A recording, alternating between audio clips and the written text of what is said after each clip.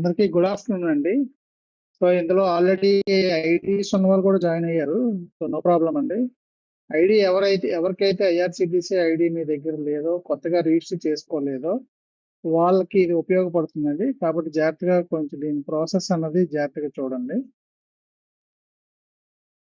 ఇక్కడ మీరు డిజిటల్ సేవ పోర్టల్లో లాగిన్ అవుతారు కదండి. రెగ్యులర్ మీరు డిజిటల్ సేవ పోర్టల్ ఎలా అయితే లాగిన్ అవుతున్నారో అలాగే లాగిన్ క్లిక్ చేస్తారు.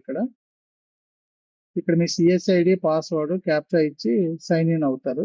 సో ఇది రెగ్యులర్ ప్రాసెస్. ఇది మీరు డైలీ మిగతా ట్రాన్సాక్షన్స్ కోసం ఎలాగైతే డిజిటల్ సేవ పోర్టల్లో లాగిన్ అవుతారో సేమ్ అలాగైనా ఇక్కడ లాగిన్ అవుతారు. లాగిన్ అయిన తర్వాత పైన చూడండి ఐఆర్సిటిసి అని సెర్చ్ బాక్స్ లో ఐఆర్సిటిసి రిజిస్ట్రేషన్ అని ఉంది. సో అది సెలెక్ట్ చేసుకోవాలన్నమాట. మీరు ఐఆర్సిటిసి రిజిస్ట్రేషన్ క్లిక్ చేస్తే ఇక్కడ డిజిటల్ సేవ కనెక్ట్ అని వస్తుంది పైన. డిజిటల్ సేవ కనెక్ట్ చేసిన తర్వాత ఇక్కడ ఎస్ అని అడుగుతుంది. యూ ఆథరైజ్ ఐఆర్సిటిసి రిజిస్ట్రేషన్ అని చెప్పి అడుగుతుంది. ఇక్కడ మీరు ఎస్ క్లిక్ చేయాలండి. నో క్లిక్ చేస్తే మళ్ళీ బ్యాక్ వచ్చేస్తుంది. కాబట్టి ఇక్కడ మీరు ఎస్ అన్నది క్లిక్ చేయాలి. ఇక్కడ ప్రొసీడ్ అని ఉంటుంది. ఇక్కడ CSID name, email ID, type, state code ఇవన్నీ డిస్ప్లే అవుతాయండి. మీ సిఎస్ఐడి నేము ఇక్కడ చెక్ చేసుకున్న తర్వాత ఇక్కడ ప్రొసీడ్ అని ఉంది. ప్రొసీడ్ క్లిక్ చేయాలి. ఇక్కడ click here to new registration ఏంటేంటి చేయాలన్నది ఇక్కడ మీకు పాయింట్ వైజ్ డూస్ ఏంటి, డోనాట్స్ ఏంటి అన్నది ఇక్కడ వచ్చిందండి. ఇక్కడ మీరు చూడొచ్చు. మీరు ఇక్కడ ఏం చేయాలంటే ఇక్కడ మనం రిజిస్టర్ చేసేటప్పుడు ప్రతి ఒక్కరికి email ID, password email ID, phone number అడుగుతుందండి. So email ID, phone number అన్నది ఇప్పటి వరకు మీ పర్సనల్ ఐడికి దేనికి కూడా రిజిస్టర్ అయ్యి ఉండకూడదు. ఇక్కడ రిజిస్టర్ అయి ఉంటే కనుక తీసుకోదండి. ఇక్కడ మీరు ఇన్ కేస్ మీరు రిజిస్టర్ చేసేటప్పుడు your mail ID are phone number already registered అని వచ్చింది అనుకోండి. సో అక్కడ మీరు మళ్ళీ వేరే మార్చాలన్నమాట. అక్కడ వేరే మొబైల్ నెంబర్, ఈమెయిల్ ఐడి ఇవ్వాలి అక్కడ. సో అదే నెంబర్, ఈమెయిల్ ఐడి ఇస్తే కనుక తీసుకోదు. అది కొంచెం జాగ్రత్త చూడండి మీరు అక్కడ. అలాగే రిజిస్ట్రేషన్ చేసేటప్పుడు పాన్ ఆల్రెడీ ఎగ్జిస్ట్ అని వచ్చింది అనుకోండి. పాన్ ఆల్రెడీ ఎగ్జిస్ట్ అని వస్తే కనుక మీకు ఐఆర్సిటిసి రిజిస్ట్రేషన్ అనేది చేయడం కుదరదండి. పాన్ ఆల్రెడీ రిజిస్టర్ అయిపోతే కనుక వన్స్ రిజిస్టర్ అయిపోతే మీకు మళ్ళీ కొత్త రిజిస్ట్రేషన్ చేయడానికి అవ్వదు. సో లేదు సార్ నాకు ఎలాగైనా సరే ఐఆర్సిటిసి ఐడి కావాలి అని అంటే కనుక ఇక్కడ ఇంకో సెకండ్ థింగ్ ఇంకొకటి ఉందండి.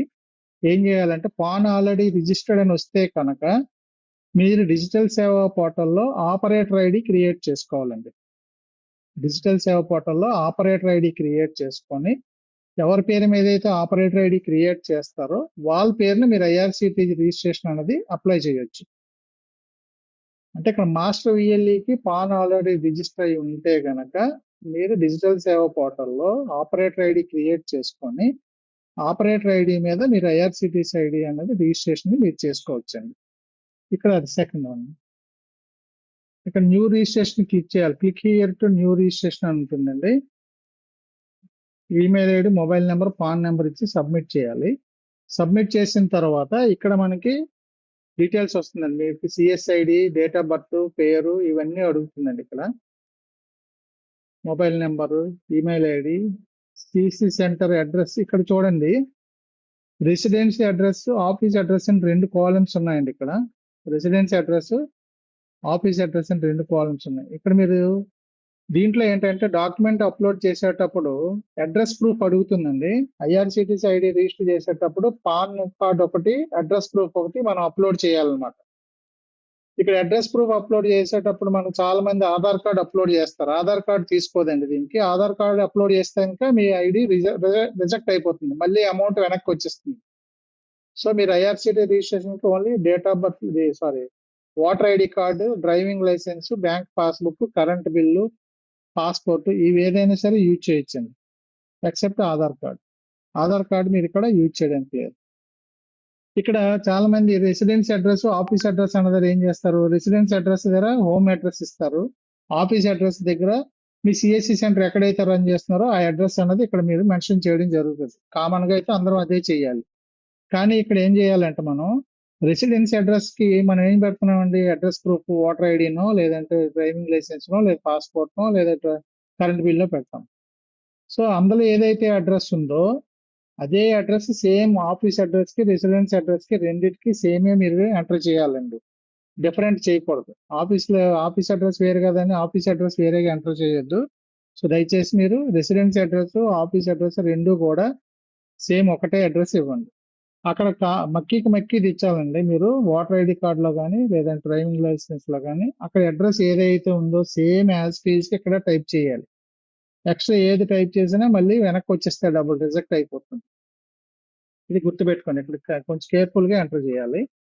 చేసిన తర్వాత ఈ రెండు పాన్ కార్డు తర్వాత ఓటర్ ఐడి కార్డు ఏదైతే అది అడ్రస్ ప్రూఫ్ ఏవైతే ఉంటాయో ఇవన్నీ కూడా మీరు 100 KB లోపు స్కాన్ చేసుకొని అప్లోడ్ చేయాలి. అప్లోడ్ చేసి కింద టర్మ్స్ అండ్ కండిషన్ క్లిక్ చేసి పే అండ్ సబ్మిట్ క్లిక్ చేయాలి. ఇక్కడ పేమెంట్ దగ్గరకు వచ్చేసరికి ఇక్కడ 1000 రూపాయలు చూపిస్తుంది కదండి, అది ఇప్పుడు మనకి 5180 రూపీస్ అయిందండి. న్యూ ఐఆర్సిటీసీ ఐడి కావాలంటే కనుక మనం ప్రెసెంట్ 5180 రూపీస్ పే చేయాలి. ఈ 5180 రూపీస్ లో 2000 రూపీస్ మీకు రిఫండ్ ఇస్తారండి. ఆ రిఫండ్ అనేది ఎప్పుడు ఇస్తారంటే 30 టికెట్స్ బుక్ చేయాలి 90 days లో. 90 days లో మీరు 30 టికెట్స్ బుక్ చేస్తే కనుక మీకు ఆ 2000 రూపీస్ అనేది రిఫండ్ అయిపోతుంది. అంటే అప్పుడు మీకు 3180 రూపీస్ ఉంది. ఇక్కడ ఏంటి సార్ ఇంతకుముందు 1100 ఉండేది ఇప్పుడు ఇంత ఎందుకు పే చేయాల్సి వస్తుంది అంటే కనుక ఇక్కడ మనకి ఇందులో బెనిఫిట్ ఏంటంటే అండి ఏఎంసీ అండి, యాన్యువల్ మెయింటెనెన్స్ ఛార్జెస్ అని అది మనకి మ్యాక్స్ గెయిన్ ప్యాకేజ్ అనేది ఒకటి ఉందండి ఐఆర్సిటిసిలో. మ్యాక్స్ గెయిన్ ప్యాకేజ్ ఏంటంటే ఇప్పుడు నార్మల్ గా ఏజెంట్ మనం తీసుకుంటే గనక నాన్ ఏసీ టికెట్ కి మీకు 13 రూపీస్ వస్తుందండి.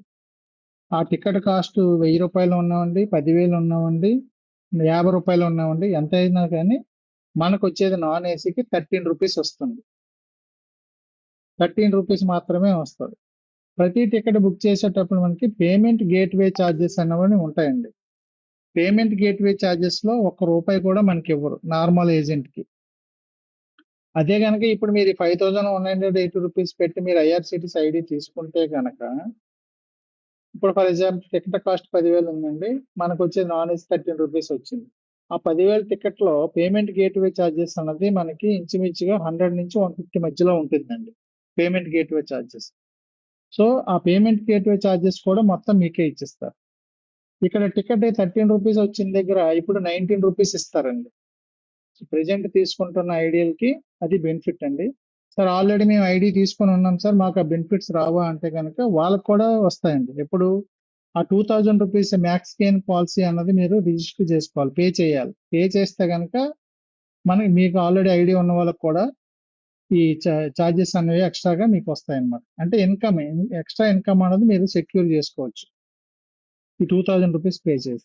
ఈ 2000 రూపీస్ అన్నది ఇయర్లీ వన్స్ మనం పే చేసుకుంటూ వెళ్ళండి. 1 year మాత్రమే ఉంటుంది వ్యాలిడిటీ. ఈ రోజు ఏ డేట్ అయితే తీసుకుంటున్నారో నెక్స్ట్ ఇయర్ సేమ్ డేట్ కి మాత్రం వ్యాలిడిటీ అనేది వర్క్ అవుతుందండి. పేమెంట్ చేసిన తర్వాత పాస్వర్డ్ చేస్తారు, వాలెట్ పిన్ ఇస్తారు, ఇచ్చిన తర్వాత సబ్మిట్ చేస్తే ఐఆర్సిటిసి ఏజెంట్ రిజిస్ట్రేషన్ అనేది మీకు రిసిప్ట్ అనేది జనరేట్ అవుతుందండి. జనరేట్ అయిన 2-3 days లో మీకు ఐడి జనరేట్ అయిపోయి మీరు ఏదైతే ఐఆర్సిటిసి రిజిస్ట్రేషన్ చేసేటప్పుడు మెయిల్ ఐడి ఇచ్చారో ఆ మెయిల్ ఐడికి యూజర్ ఐడి, పాస్వర్డ్, ఓటీపీ అన్నది సెండ్ చేయడం జరుగుతుందండి. ఐడి జనరేట్ అయిన క్షణంలో మీకు మెయిల్ ఐడికి ఈమెయిల్ మీరు ఏదైతే మెయిల్ ఐడి ఇచ్చారో మెయిల్ ఐడికి ఏజెంట్ ఐడి ప్లస్ పాస్వర్డ్ అనేది వస్తుంది. ఈ రెండిటితో పాటు ఏజెంట్ యాక్టివేషన్ కూడా మెయిల్కి వస్తుందండి. మెయిల్కి రాని పక్షంలో మీరు ఏదైతే రిజిస్టర్ చేసిన మొబైల్ నెంబర్ ఇచ్చినారో ఆ మొబైల్ నెంబర్కి టెక్స్ట్ మెసేజ్ అనేది వెళ్తుంది కోడ్. ఇన్ కేస్ ఆ టెక్స్ట్ మెసేజ్ డిలీట్ అయినా కానీ మళ్ళీ మీకు అవగాహన లేకపోయినా ఐడి జనరేట్ అవ్వని మరుక్షణం నేను మీకు కాల్ చేస్తాను, నేనే యాక్టివేట్ చేస్తాను కూడా. ఇన్ కేస్ మీకు ఐడియా ఉంటే మీరే చేసుకోవచ్చు, లేని పక్షంలో నేను కూడా ఐడి జనరేట్ అవ్వగానే మీకు కాల్ చేసి యాక్టివేట్ చేపిస్తాను. ఇది ఐఆర్సిటిసికి సంబంధించి రిజిస్ట్రేషన్ ప్రాసెస్ అండి. సో ఇక్కడతో ఈ రిజిస్ట్రేషన్ అనేది అయిపోయింది. ఇందులో మీరు గుర్తుపెట్టుకోవాల్సింది ఏంటంటే అండి, mail ID, mobile number already registered అని వస్తే కనుక మీరు అవి రెండు కూడా చేంజ్ చేసి వేరేవి ఇవ్వాలండి. Second thing, pan already registered అని వస్తే కనుక మీకు ఇంకా ఏజెంట్ ఐడి క్రియేట్ చేయడం కుదరదు. దానికి సెకండ్ ఆప్షన్ ఏం చెప్పానంటే డిజిటల్ సేవ పోర్టల్లో ఆపరేటర్ ఐడి క్రియేట్ చేసుకొని వాళ్ళ పేరు మీద మీరు ఐఆర్సిటిసి ఐడికి అప్లై చేయొచ్చు. ఇది ఐఆర్సిటిసిలో రిజిస్ట్రేషన్ చేసేటప్పుడు వచ్చేవి ఇవి. ఆ రెసిడెన్స్ అడ్రస్, ఆఫీస్ అడ్రస్ దగ్గర మాత్రం మీరు ఏదైతే ప్రూఫ్ అప్లోడ్ చేస్తున్నారో దాంట్లో ఏదైతే అడ్రస్ ఉందో అదే మక్కి మీరు అందులో దించేయాల్సిందే. ఇది ఐఆర్సిటిసి రిజిస్ట్రేషన్ వర్క్ అండి. సరే, ఇప్పుడు మనం ఇక్కడ ఐఆర్సిటిసి రిజిస్ట్రేషన్ ప్రాసెస్ అయిపోయిందండి. తర్వాత మనం రిజిస్ట్రేషన్ అయిన తర్వాత టికెట్లు బుక్ చేయాలంటే కనుక CSEsuffer.in అండి.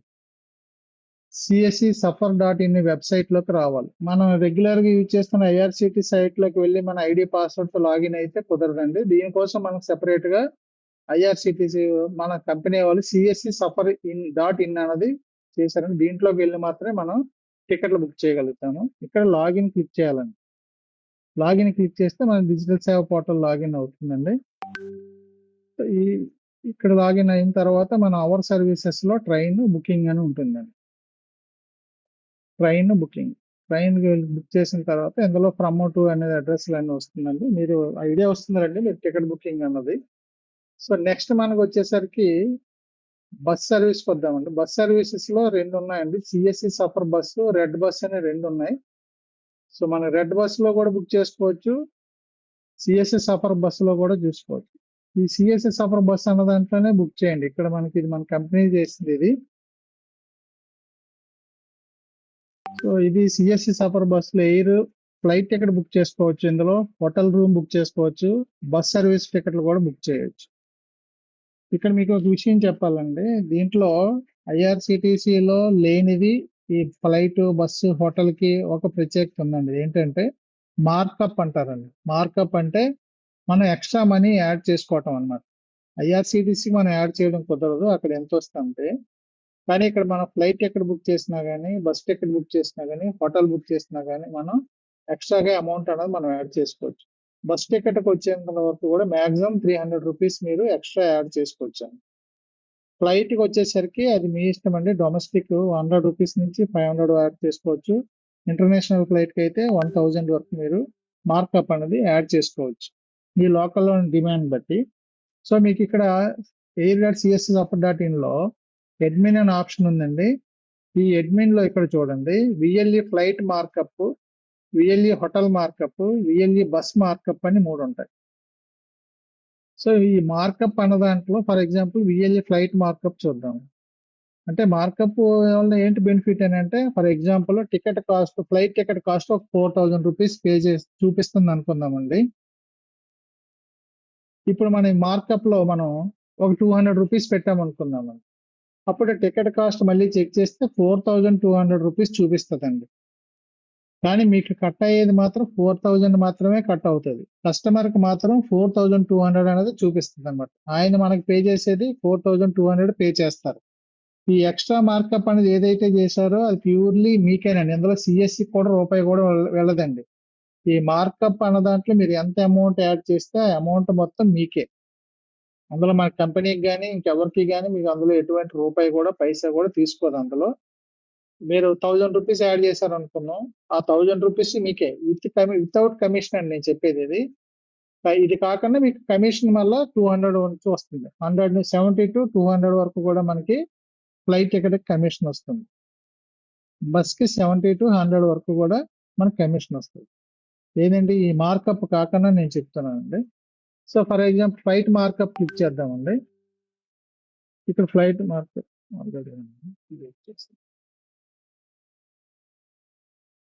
సో ఫ్లైట్ మార్కప్ క్లిక్ చేయగానే ఇక్కడ మేనేజ్ మార్కప్స్ అని వస్తుంది. Add markup for carrier, domestic, ticket, default అని వస్తుందండి. ఇక్కడ డొమెస్టిక్ అంటే మన లోకల్ అండి, అంటే మన ఇండియా లోపల. ఇంటర్నేషనల్ అంటే అదర్ కంట్రీస్కి వెళ్ళేటప్పుడు. ఇక్కడ డొమెస్టిక్ క్లిక్ చేసి ఉంటుంది డిఫాల్ట్ గా. అక్కడ మీరు యాడ్ క్యారియర్ అనేది క్లిక్ చేయాలి. యాడ్ క్యారియర్ క్లిక్ చేస్తే ఇన్సర్ట్ సక్సెస్ఫుల్లీ అని వస్తుంది. ఇక్కడ క్లోజ్ బటన్ క్లిక్ చేసి ఇక్కడ బేసిక్, బుకింగ్ ఫీ అని 2 కేటగిరీలు చూపిస్తాడండి. ఈ బుకింగ్ ఫీలో ఎక్కడ కూడా మీరు ఒక్క రూపాయి కూడా యాడ్ చేయొద్దండి. ఎందుకంటే బుకింగ్ ఫీలో ఏదైతే యాడ్ చేస్తామో అది టికెట్ మీద డిస్ప్లే అయిపోతుంది. కాబట్టి బుకింగ్ ఫీలో మీరు ఎక్కడ ఇవ్వకూడదు. ఇక్కడ బేసిక్ ఫీలోనే మనం 500 యాడ్ చేసుకోవచ్చు. అమౌంట్ ఇచ్చిన తర్వాత అప్డేట్ క్లిక్ చేస్తే do you want to confirm update, okay అని అడుగుతుందండి. అప్డేట్ సక్సెస్ఫుల్ యాడ్ అయిపోయిందండి. అంటే ఒక టికెట్ లో ఫ్లైట్ టికెట్ బుక్ చేసేటప్పుడు ఒక 9 మంది మీరు ప్యాసింజర్లు అనుకున్నాం, లేదంటే ఒక 5 మెంబర్స్ అనుకున్నామండి. మీ ఫ్యామిలీ మెంబర్స్ అందరూ కలిపి అక్కడికి వెళ్దాం అనుకున్నారు. ఎగ్జాంపుల్ చెప్తున్నానండి. 5 మెంబర్స్ కి మనకు వచ్చే కమిషన్ ఎంతండి? 100 నుంచి 70 నుంచి 200 రూపీస్ కమిషన్ వస్తుంది అనుకున్నాం. ఇక్కడ మనం మార్కప్ 500 చేసామండి. అంటే 500 మెంబర్స్ కి ఎంత వస్తుందండి? 5 ఇంటూ 5 500 ఇంటూ 5 అంటే 2500 రూపీస్ మీకు ఎక్స్ట్రా మనీ వస్తుందండి. ఇక్కడ ఈచ్ పర్సన్ కి ఇది క్యారీ ఫార్వర్డ్ అవుతుందండి. క్యారీ అంటే యాడ్ అవుతుందండి. ఫార్వర్డ్ కాదు, క్యారీ ఫార్వర్డ్ కాదు, యాడ్ అవుతుంది. ఎంతమంది ప్యాసింజర్లు ఉంటే అంతమందికి ఆ 500 అనేది ఎక్స్ట్రాగా యాడ్ అయ్యి టికెట్ లో చూపిస్తారు. కస్టమర్ మనకి పే చేస్తాడు, కానీ అందులో నుంచి ₹1 కూడా సిఎస్సి తీసుకోడు. ఇది మార్కప్ వాళ్ళ బెనిఫిట్ ఇదండి. ఇంటర్నేషనల్ కి యాడ్ చేయాలన్నా సరే ఇక్కడ ఇంటర్నేషనల్ సెలెక్ట్ చేసుకొని యాడ్ క్యారియర్ క్లిక్ చేస్తారు. ఇక్కడ కూడా సేమ్ ఇంటర్నేషనల్ బేసిక్ దాంట్లోనే 1000 రూపీస్ యాడ్ చేశానండి నేను. ఇక్కడ అప్డేట్ క్లిక్ చేస్తాను.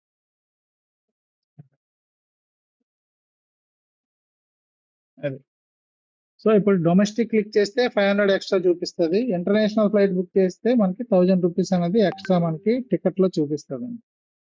ఇది కస్టమర్ కి తెలియదండి, అది అన్అఫీషియల్ గా మీరు యాడ్ చేసుకున్నట్టే. అంటే కస్టమర్ అయినా మనం అఫీషియల్ గానే మనం ఇందులో యాడ్ చేసుకోవచ్చు మనం. ఇది ఫ్లైట్ మార్కప్ అండి. అలాగే బస్ మార్కప్ చేసేటప్పుడు ఇక్కడ విఎల్ఈ బస్ మార్కప్ క్లిక్ చేస్తే ఇక్కడ చూడండి, fixed charges per passenger 300 allowed only per packs. అంటే ఇందులో 300 కి మించి ఎక్స్ట్రా యాడ్ చేయడానికి లేదండి. ప్రొడక్ట్ వైజ్ గా ఇక్కడ మనం రేట్ మార్కప్ అన్న దాంట్లో 100 నుంచి ₹1 నుంచి 300 వరకు మీరు ఎంత అయినా సరే 300 లోపే మీరు యాడ్ చేసుకోవాలి. ఎక్కువ యాడ్ చేయడానికి లేదు ఇక్కడ. ఇది కూడా పర్ ప్యాసింజర్ వస్తుందండి. ఒక బస్ టికెట్ లో 4 బుక్ చేశారనుకోండి, 300 యాడ్ చేస్తే 4 మూడు 1200 అనేది మీకు వస్తుంది. ఇది బస్ కి సంబంధించి మార్కప్ అండి. అలాగే హోటల్ కూడా మార్కప్ చేసుకోవచ్చు. హోటల్ రూమ్స్ మనం ఇందులోంచి బుక్ చేసుకోవచ్చు మనం. ఇదిగోండి ఇంటర్నేషనల్ డొమెస్టిక్ ఇవన్నీ ఇచ్చున్నారు ఇక్కడ. పర్ రూమ్ పర్ నైట్ మీకు ఏ టికెట్ ని బట్టి అండి మీరు ఇక్కడ సెలెక్ట్ చేసుకొని మీకు ఎంత అమౌంట్ కావాలనుకుంటే అంత అమౌంట్ అనేది మినిమం మ్యాక్సిమం కూడా ఇక్కడ సెట్ చేసుకోవచ్చు. మార్కప్ అనేది మీకు నచ్చినంతగా యాడ్ చేయొచ్చు. ఇది ఫ్లైట్ టికెట్ హోటల్ బస్ సంబంధించినవండి. సో మీకు ఇక్కడ బస్ సర్వీస్ క్లిక్ చేస్తే ఎక్కడి నుంచి ఎక్కడికి బుక్ చేసుకోవాలన్నది కూడా మనం ఇక్కడ చేసుకోవచ్చు. ఇష్యూ ఏదో ఉందండి ఇందులో. సో మనకి అలాగే సఫర్ దాంట్లో రెడ్ బస్ అనేది కూడా ఉంటుందండి. అది సీట్ సెల్లర్ అండి. అది అవర్ సర్వీసెస్ లో బస్సు రెడ్ బస్ క్లిక్ చేయొచ్చు ఇక్కడ.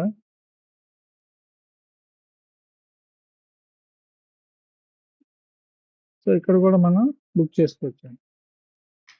Visakhapatnam all locations to Vijayawada red buses click చేస్తే ఇక్కడ నెంబర్ ఆఫ్ బస్సెస్ వస్తాయండి. కాకపోతే ఇందాక మీకు మార్కప్ చెప్పాను కదండి, ఇక్కడ ఈ రెడ్ బస్ సీట్ సెల్లర్ లో మార్కప్ అనేది టికెట్ బుక్ చేసినప్పుడు మాత్రం అవుతుందండి. ముందుగా యాడ్ చేయడానికి కుదరదు ఇక్కడ. ఫర్ ఎగ్జాంపుల్ ఈ ట్రావెల్స్ చూద్దామండి. ఇందులో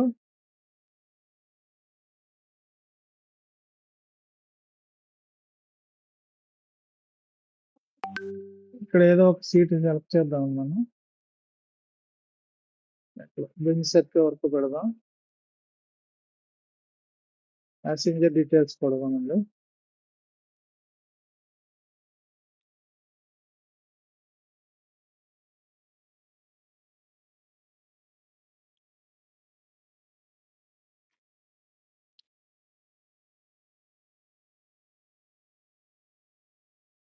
ఇక్కడ ఫేర్ డీటెయిల్స్ అని ఉంది కదండి కింద. ఇక్కడ క్లిక్ చేసిన తర్వాత ఇక్కడ మాత్రమే మనం మార్కప్ చేసుకోవడానికి ఉందండి. అక్కడ 5250 చూపించింది కదండి.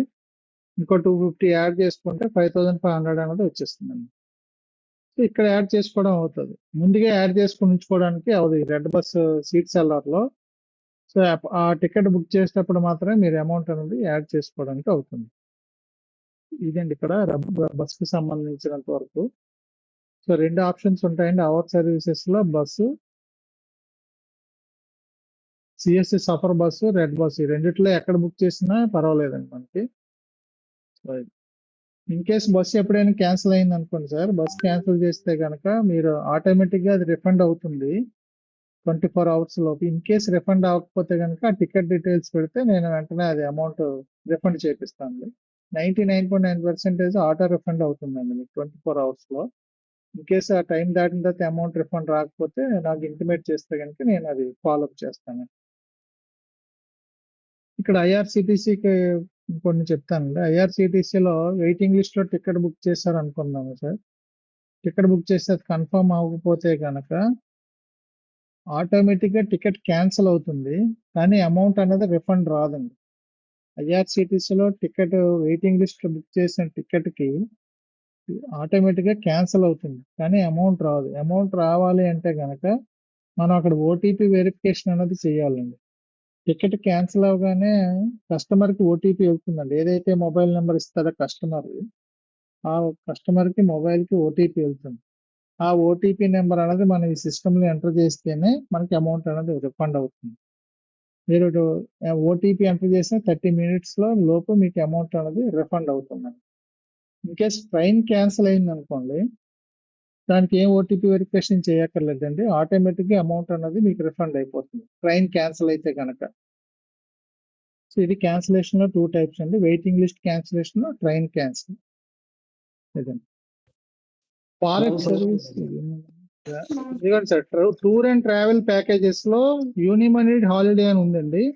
అచ్చా, సో ఇందులో వెళ్ళాలి. ఇప్పుడు 4:30 ఇంకా 10 నిమిషాలు ఉంది.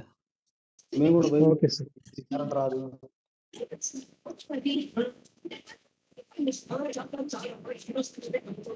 అదిగోండి సార్, ఇందులో ఆల్ ప్యాకేజెస్ అన్ని ఉంటాయండి. ఇందులో కంట్రీ కూడా మీరు సెలెక్ట్ చేసుకోవచ్చు. అచ్చా, in India country, India, Austria, మీ ఇష్టం, భూటాన్, ఏదైనా మనం ఫర్ ఎగ్జాంపుల్ ఇండియాలో చూద్దాం. ఇండియాలో ఇవన్నీ ప్యాకేజెస్ అండి. ఫ్లైట్ ట్రైనా? సార్ ఇది హాలిడే ప్యాకేజెస్ అండి. ట్రైనేనా? మీకు అదే మీకు అక్కడ చూపిస్తాను మీకు. అదే ఒక్క నిమిషం ఆగండి. సో ఇక్కడ vehicle, hotel, sight seeing, breakfast 14,100 రూపాయలని చూపించారండి ఇందులో. ఇక్కడ మనం ఫర్ ఎగ్జాంపుల్ ఇది సెలెక్ట్ చేస్తే కనుక ఇక్కడ ఇన్క్లూజన్స్ అండ్ ఎక్స్క్లూజన్స్ అనేది మీరు ఇది ఖచ్చితంగా మీరు ఇది చూడాలి. అచ్చా, ఎక్స్క్లూజన్స్ ఏంటి, ఇన్క్లూజన్స్ ఏంటి, దీన్ని బేస్ చేసుకొని మనం వెళ్ళాలి. ఇక్కడ మనకి ఏం చెప్తుంది ఏంటంటే, all transport and sightseeing through AC vehicle as per the ఇందులో rates does not include air or rail fare. అంటే ఆడు ట్రైన్ చార్జెస్ కానీ ఫ్లైట్ చార్జెస్ కానీ అవి ఇందులో ఇంక్లూడ్ అవ్వలేదండి. డైలీ బ్రేక్ఫాస్ట్ హోటల్లో డ్రైవర్స్ డేటా ఆడే ఇచ్చుకుంటాడు. ఆల్ అకామిడేషన్ డీటెయిల్స్ గివెన్ గో ఆడే చూసుకుంటాడు. ఇవేవి కూడా అందులోకి రావు అన్నమాట. కరెస్పాండింగ్ డేట్స్ కి ట్రైన్ చార్జెస్ వగైరా అవి మళ్ళీ సెపరేట్ గా చేయాలా సార్? మీరే చేసుకోవాలి అది. ఓకే, అది ఓకే సార్. ఓకే సార్, ఇదేనండి ఇందులో మనకు ఉన్నది ఇది. మీరు అది జాగ్రత్తగా ఇన్క్లూజన్స్, ఎక్స్క్లూజన్స్ చూసుకొని మీరు ఈ ప్యాకేజెస్ అనేది కస్టమర్ కి చెప్పాలి. Okay sir, thank you sir. Okay, right sir.